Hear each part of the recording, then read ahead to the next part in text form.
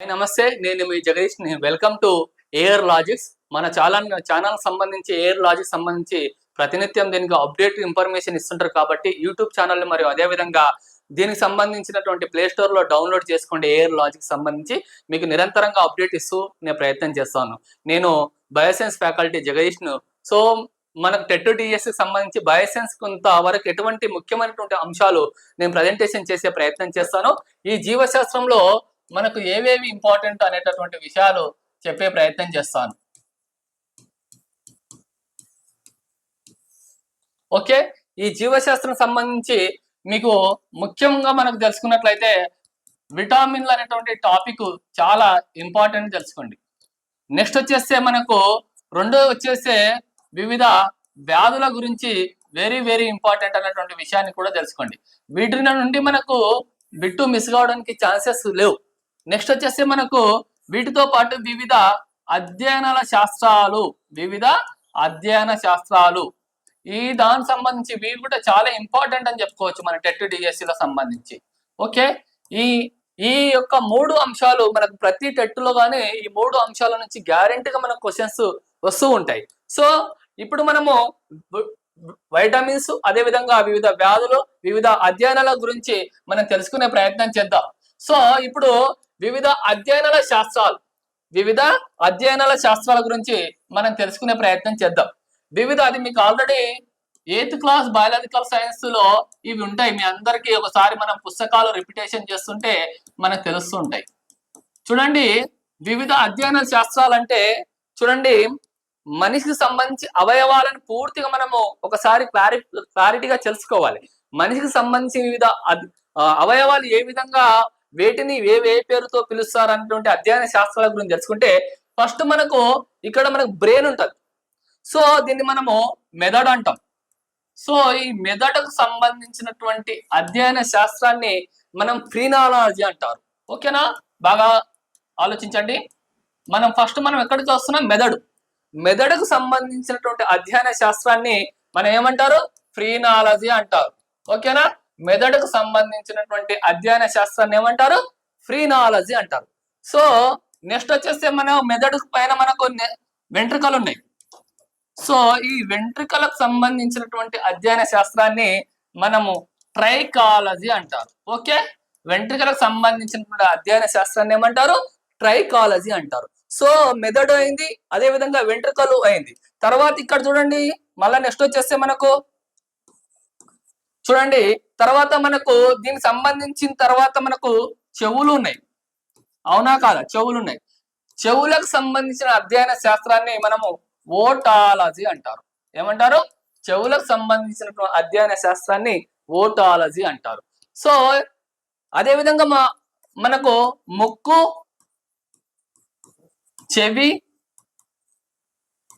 గొంతు ఈ ముగ్గురు సంబంధించినటువంటి అధ్యయనం సంబంధించి ఈఎన్టి స్పెషలిస్ట్ అంటారు. ఇయర్ నోస్ థ్రోట్ ఈ విధంగా వివిధ అధ్యయన శాస్త్రాలకు మనం చెప్పుకోవచ్చు. తర్వాత మీకు తెలిసినటువంటిది కంటి గురించి అధ్యయనం చేసే శాస్త్రాన్ని మనకు ఇంకా తెలుసుకున్నట్లయితే మనకు కంటి గురించి అధ్యయనం చేసే శాస్త్రాన్ని మనం ఆప్థమాలజీ అంటారు. ఏమంటారు? ఆప్థమాలజీ అంటారు. బాగా అబ్జర్వ్ చేయండి. మెదడు ఉంది, ఫస్ట్ మెదడు నుంచి వెంట్రుకల నుంచి చెవుల నుంచి ముక్కు, చెవి, గొంతు నుంచి కంటి. సో కంటి గురించి అధ్యయనం చేసే శాస్త్రాన్ని ఆప్థమాలజీ అంటారు అనే విషయం తెలుసుకోండి. ఇక్కడ కంటి గురించి అధ్యయనం చేసిన తర్వాత మళ్ళీ మనకు దంతాలు వస్తాయి. దంతాల తర్వాత నాలుక వస్తుంది. సో ఇక్కడ చూడండి, బాగా చూడండి. అంటే మన అవయవాల గురించి మన గురించి మనం నిరంతరం పరిశీలన చేస్తున్నాం కాబట్టి మన గురించి మనం కొంతవరకు పరిజ్ఞానం చాలా అవసరం. సో ఇప్పుడు దంతాల గురించి అధ్యయనం చేసే శాస్త్రాన్ని మనం ఒడంటాలజీ అంటారు. ఏమంటారు? దంతాల గురించి అధ్యయనం చేసే శాస్త్రాన్ని ఒడంటాలజీ అంటారు. నెక్స్ట్ వచ్చేసి నాలుక గురించి అధ్యయనం చేసే శాస్త్రాన్ని లారింజాలజీ అంటారు. ఓకేనా, దంతాల గురించి అధ్యయనం చేసే శాస్త్రాన్ని ఒడంటాలజీ అంటారు. నాలుక గురించి అధ్యయనం చేసే శాస్త్రాన్ని లారింజాలజీ అంటారు. ఇది మన యొక్క మెదడు సంబంధించినటువంటి అవయవాలు పూర్తి కావడం జరిగింది. మెదడు గురించి ఫ్రీనాలజీ, వెంట్రుకల గురించి ట్రైకాలజీ, చెవుల గురించి ఓటాలజీ, ముక్కు చెవి గొంతు ఈఎన్టీ, అదేవిధంగా కంటి గురించి ఆప్థమాలజీ, దంతాల గురించి ఒడంటాలజీ, నాలుక గురించి లారింజాలజీ. ఈ అంశాలైన తర్వాత కొంచెం మన కింది భాగాన వస్తున్నట్లయితే మన గుండె వస్తుంది. గుండె గురించి అధ్యయనం చేసే శాస్త్రాన్ని మనము ఏమంటారు? కార్డియాలజీ అంటారు. గుండె గురించి అధ్యయనం చేసే శాస్త్రాన్ని ఏమంటారు? కార్డియాలజీ అంటారు. గుండె గురించి అధ్యయనం చేసే శాస్త్రాన్ని కార్డియాలజీ అంటారు. ఈ గుండె తర్వాత మళ్ళీ మనం చూసుకున్నట్లయితే ఊపిరితిత్తులు. ఊపిరితిత్తుల గురించి అధ్యయనం చేసే శాస్త్రాన్ని మనము పల్మనాలజీ అంటారు. ఏమంటారు? పల్మనాలజీ అంటారు. సో ఇక్కడ మన ఊపిరితిత్తుల తర్వాత మళ్ళీ వెనుక వైపు మనకు మూత్రపిండాలు ఉంటాయి. ఏముంటాయి? మూత్రపిండాలు.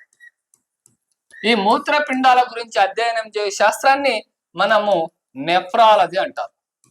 ఏమంటారు? నెఫ్రాలజీ అంటారు అనే విషయం తెలుసుకోండి. వీటితో పాటుగా మనకు కాలేయం కూడా ఉంటుంది. కాలేయం గురించి అధ్యయనం చేసే శాస్త్రాన్ని మనం హెపటాలజీ అంటారు. కాలేయం గురించి అధ్యయనం చేసే శాస్త్రాన్ని హెపటాలజీ అంటారు. సో ఇక్కడ నుంచి అంతర్గతంగా మనకు మెదడు సంబంధించిన అంశాలు వరుసగా చెప్పుకుంటూ వస్తున్నాము. సో మన కాలేయము గురించి కూడా చెప్పడం జరిగింది. తర్వాత స్త్రీ గర్భాధారణ సంబంధించినటువంటి స్పెషలిస్ట్ మనము ఏమని పేర్కొంటారు? గైనకాలజీ అని పేర్కొంటారు. ఓకేనా? గైనకాలజీ అని చెప్పుకోవచ్చు వీరి యొక్క అధ్యయన శాస్త్రాన్ని. అదేవిధంగా పురుషులు